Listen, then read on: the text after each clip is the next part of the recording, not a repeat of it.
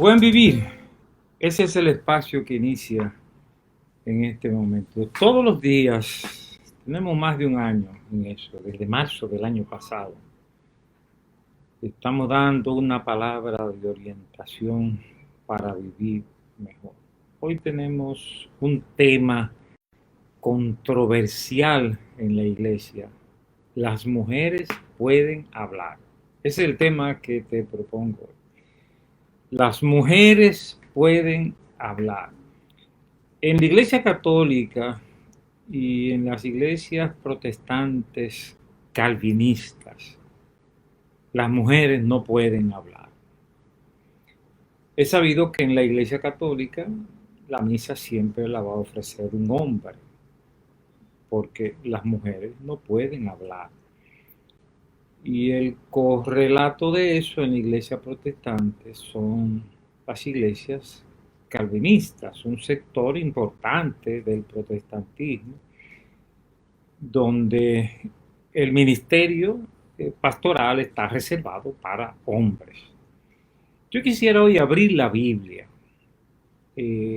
para mostrar que las mujeres pueden hablar.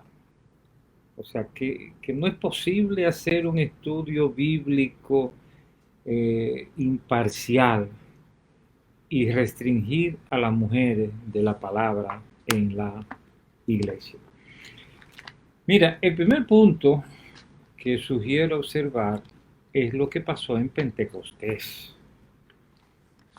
O sea, el libro de los Hechos describe con claridad que las mujeres hablaron en esa primera reunión de la iglesia primitiva. Fueron todos llenos del Espíritu Santo, dice Lucas en el capítulo 2 de los Hechos, y comenzaron a hablar en otras lenguas según el Espíritu les daba que hablasen. Una situación milagrosa. Dios le dio el poder para hablar en otras lenguas. Estas lenguas se podían entender.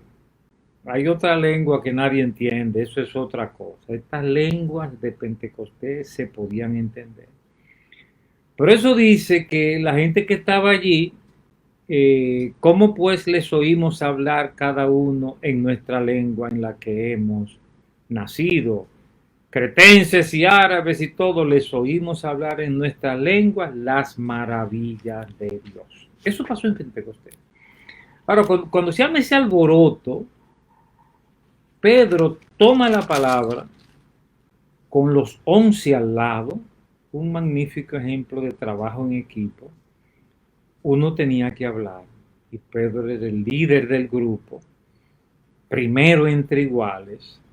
Entonces Pedro toma la palabra con los 11 a su lado, dando una imagen de unidad y de liderazgo colegiado. Y le cita el profeta Joel para explicar esto.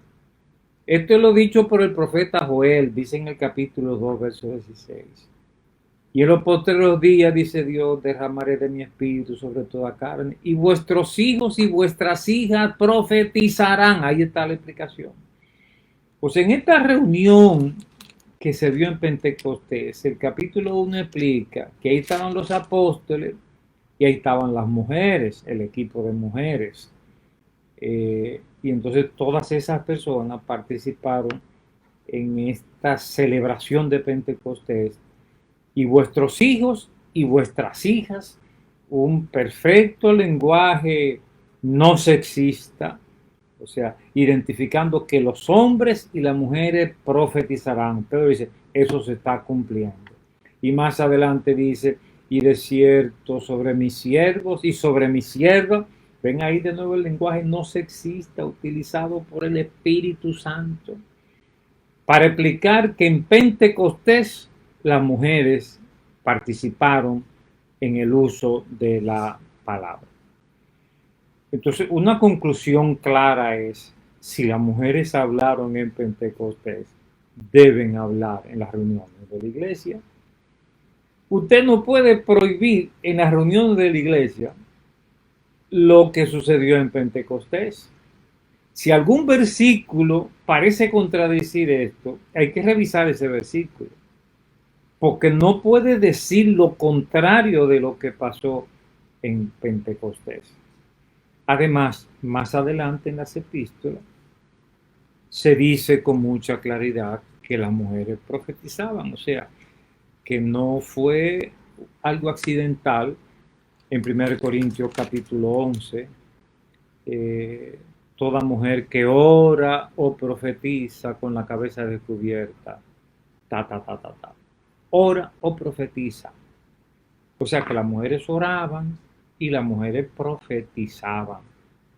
Entonces está claro que las mujeres hablaban en las reuniones de la iglesia. Una segunda pregunta que habría que hacer es, en el Nuevo Testamento, ¿qué significa profetizar? Porque la palabra para algunos se refiere exclusivamente a decir el futuro, pero no es ese el sentido único en el Nuevo Testamento. Profetizar puede referirse al pasado, para explicar el pasado desde la perspectiva de Dios. Puede referirse al presente para dar una palabra de edificación aplicada a lo que está pasando hoy. O puede referirse al futuro, y ahí significa profetizar en el sentido tradicional. Pero el sentido de la palabra profetizar es dar una palabra de Dios por el Espíritu Santo, como se dice en el Nuevo Testamento. Si usted quiere una descripción más clara de lo que significa profetizar, para entender qué es lo que hacen las mujeres en el Nuevo Testamento, vaya a 1 Corintios capítulo 14. 1 Corintios capítulo 14. Es un discurso comparando el don de lenguas, un don de lenguas que aparece en Corinto, diferente al don de lenguas de Pentecostés. Eso es otro tema que un día podemos tocar, aunque hay cosas ahí que nadie entiende. Pero de todas maneras es otro tema. Este capítulo contrasta aquel don de lenguas con profetizar. Entonces, el capítulo 14 de 1 de Corintios describe muy claramente lo que significa profetizar. Dice en el verso 3, pero el que profetiza habla a los hombres para edificación, exhortación y consolación. O sea, profetizar entonces significa tomar la palabra. Si las mujeres profetizan, toman la palabra en las reuniones de la iglesia. Toman la palabra para consolar. Toman la palabra para exhortar. Y toman la palabra para edificar. Edificar es provocar el crecimiento de la iglesia. Edificar equivale a enseñar.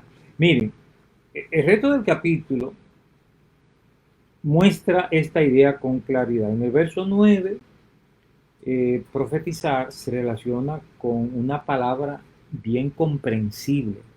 Dice, así también vosotros, si por la lengua no diereis palabra bien comprensible, ¿cómo se entenderá lo que decís? Porque hablaréis al aire. O sea, profetizar, porque todo el pasaje está contrastando el don de lengua de los corintios con el don de profecía. Entonces, cuando reclama aquí una palabra bien comprensible, es que profetizar es una palabra que se debe comprender. Más adelante en el verso 14 dice, porque si yo oro en lengua desconocida, mi espíritu ora, pero mi entendimiento, o sea, lo que está reclamando es una palabra que apele al entendimiento. Eso es profetizar. Y dice 15, que pues oraré con espíritu, pero oraré también con el entendimiento. Cantaré con el espíritu, pero cantaré también con el entendimiento. O sea, lo que está reclamando es que el don de lengua no apela al entendimiento, pero el don de profecía apela al entendimiento. Y dice más adelante en el verso 18, y es el mismo contraste que se hace en todo el capítulo sobre don de lenguas y don de profecía. Doy gracias a Dios que hablo en lengua más que todos vosotros. Pero en la iglesia prefiero hablar 5 palabras con mi entendimiento. O sea, ahí está refiriéndose indirectamente a la palabra de profecía. Prefiero hablar 5 palabras con mi entendimiento para enseñar también a otros, o sea, el don de profecía enseña a otros que 10.000 palabras en lengua desconocida.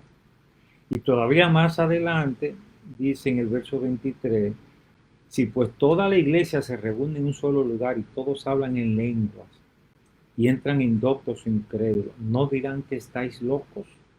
Pero si todos profetizan y entra algún incrédulo o indocto, por todos es convencido, por todos es juzgado. Lo oculto de su corazón se hace manifiesto y así postrándose sobre el rostro, adorará a Dios, declarando que verdaderamente Dios está entre vosotros. De modo que convencer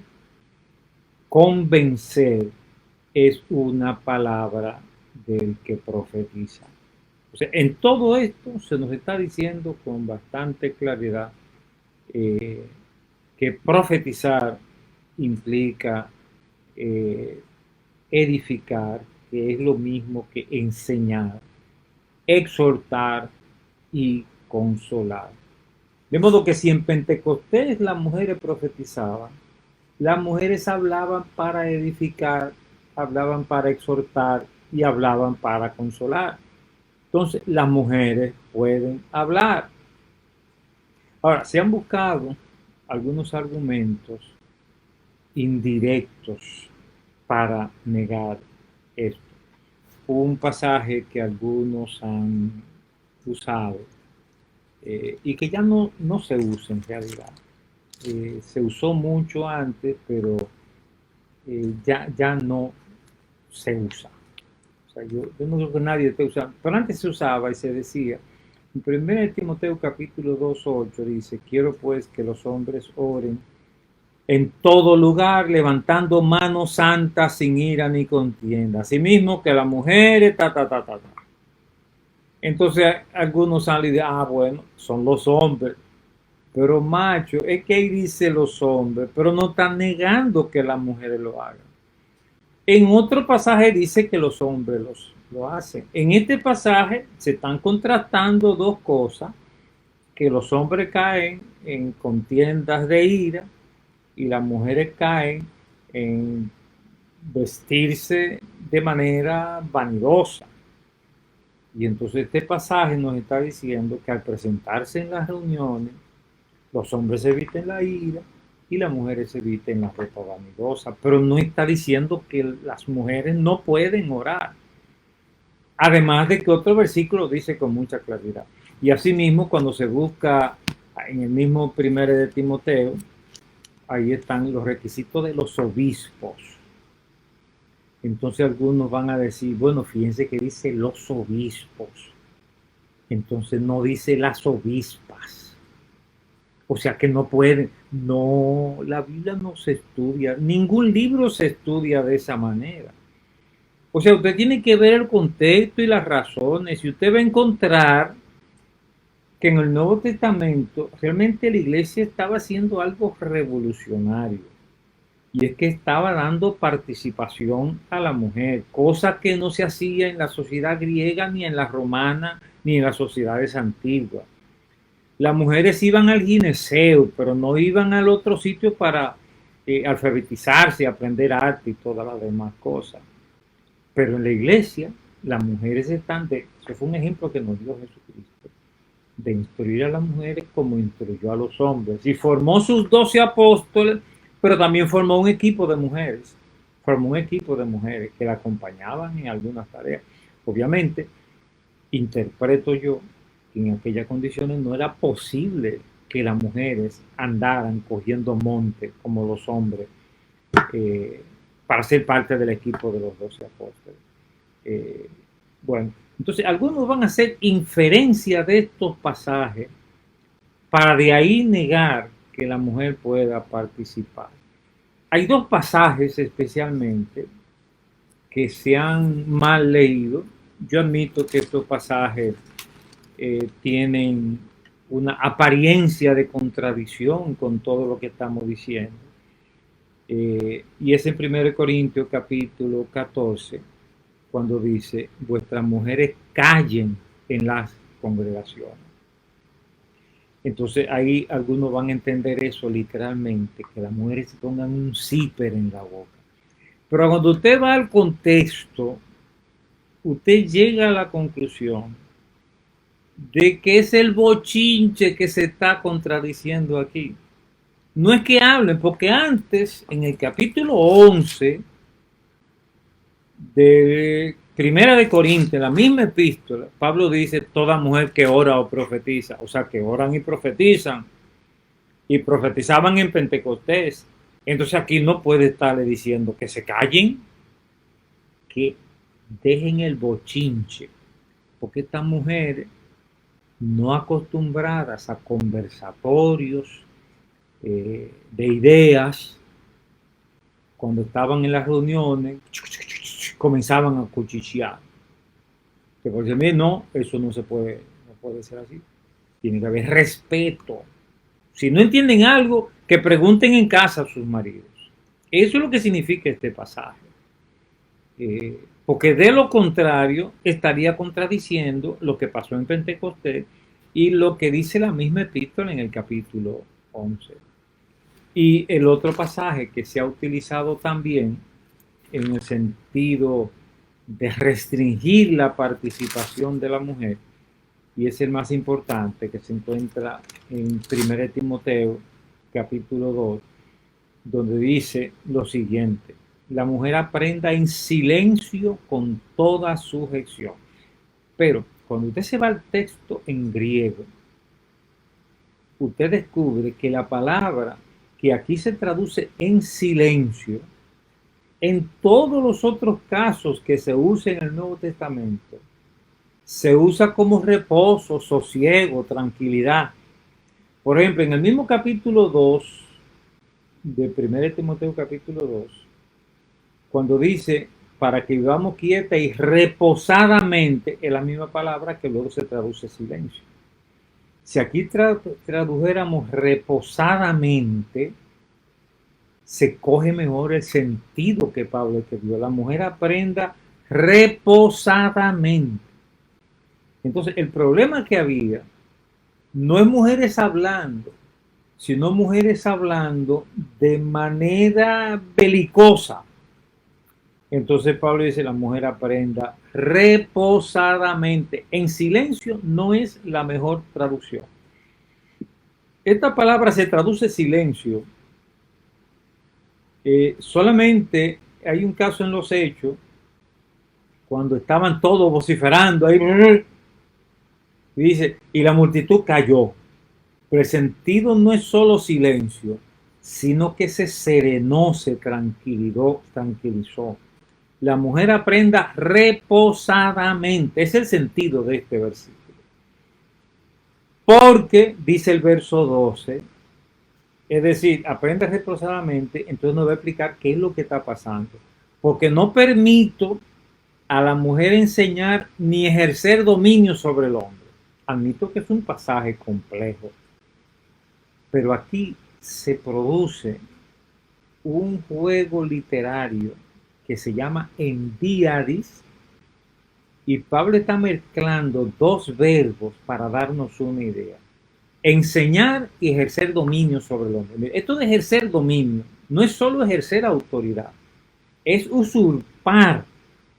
O sea, la palabra que se usa en griego para ejercer dominio es la palabra que se usa para un asaltante en la calle, uno que rompe la pared, uno que viola las reglas. Ejercer dominio.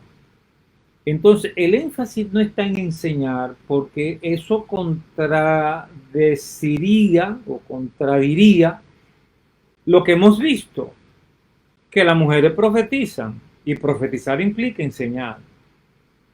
Aquí la idea es enseñar ejerciendo dominio sobre el hombre. Esa es la idea. Es un estilo. Algunas mujeres entonces tomaban la palabra y hacían un papel beligerante, impositivo, y Pablo dice, no, no, las mujeres deben actuar, y dice al final, sino estar en reposo.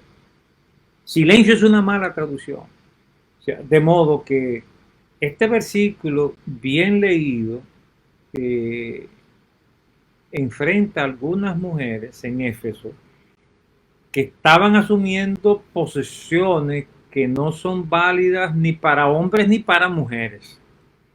Y Pablo le para el coche. Además, mire, usted no podría coger esta interpretación que usted le da a este versículo y de ahí sacar una doctrina para interpretar toda la Biblia. Eso es lo que hizo Calvino. Calvino es mi reformador favorito, pero en eso de la mujer, Calvino cometió un yerro teológico importante. O sea, la idea de suponer eh, que de aquí usted va a interpretar el resto de la Biblia, eso es una mala hermenéutica, una mala exégesis. Porque entonces van a tomar este versículo y van a decir, ah, bueno, se le está prohibiendo a la mujer hablar. Se lo combina con el otro, mal leído, y las mujeres no pueden hablar. Pero es de aquí que lo sacan, ¿eh? Y entonces hacen una inferencia. Si no pueden hablar, entonces no pueden ser pastoras. Pero ningún versículo prohíbe que la mujer sea pastora. Ningún versículo de la Biblia lo prohíbe. Pero entonces se saca aquí de inferencia. Si no pueden hablar, pero están sacando una inferencia de otra inferencia. Y entonces ahí terminan contradiciendo el principio de equidad que establece la iglesia primitiva para hombres y mujeres. Y por eso Pablo, con mucho regocijo, Pablo el intelectual, y que conocía el mundo griego, el mundo romano, al conocer el Evangelio, dice, ya no hay judío ni griego en la iglesia, no hay esclavo ni libre, no hay varón ni mujer, porque todos vosotros sois uno en Cristo Jesús. De modo que las mujeres sí pueden hablar. Te doy este estudio bíblico para que lo tomes en consideración. Con mucha humildad, con mucho respeto.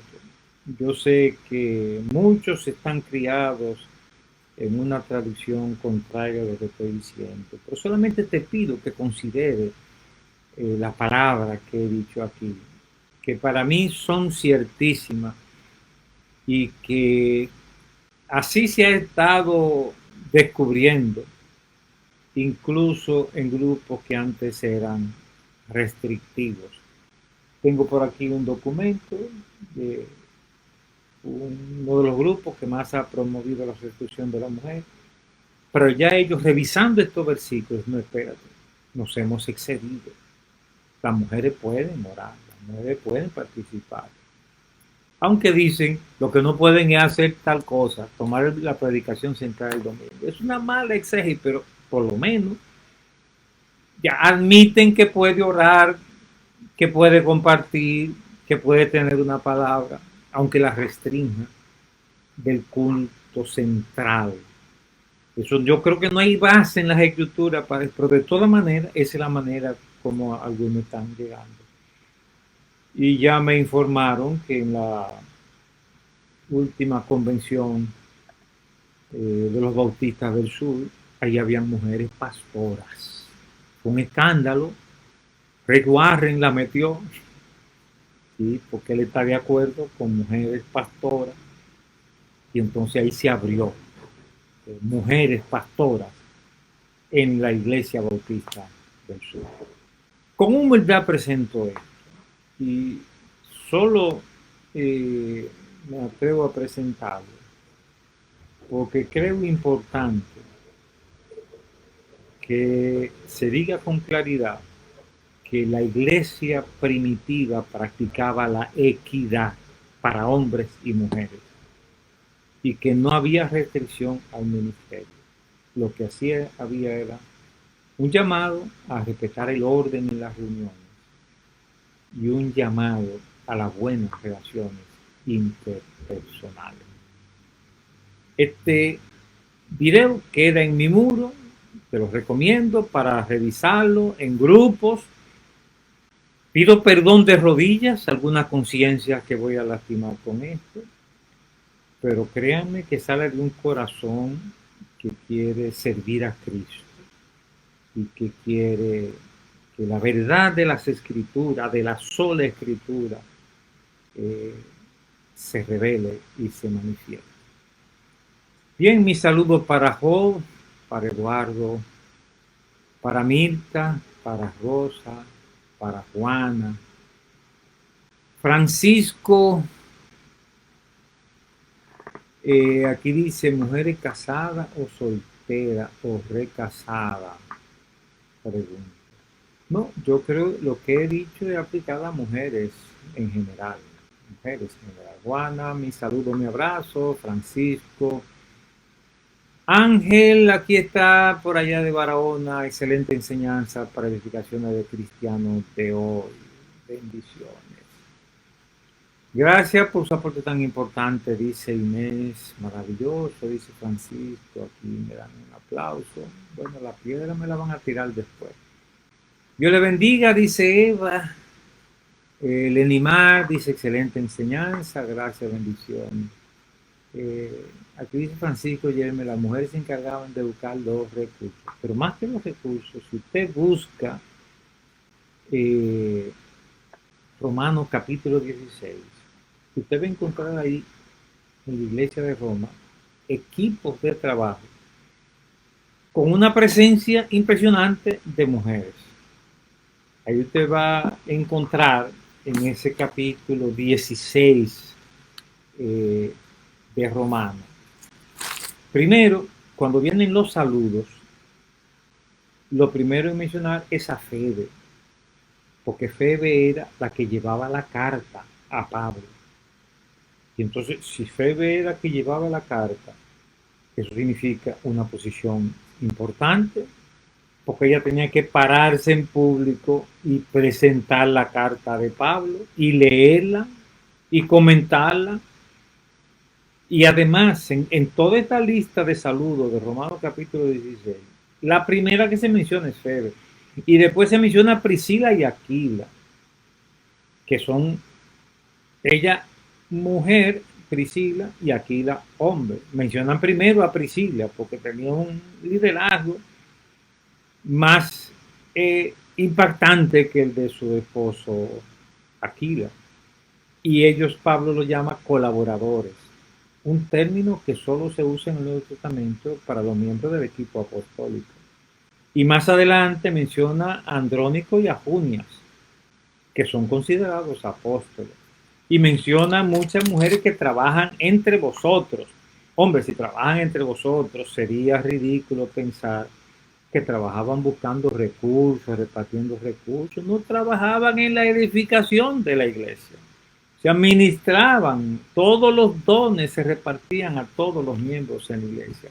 Bueno, con humildad y con mucha timidez les presento este tema, con ruego de que apelemos a la Biblia y a la Biblia sola.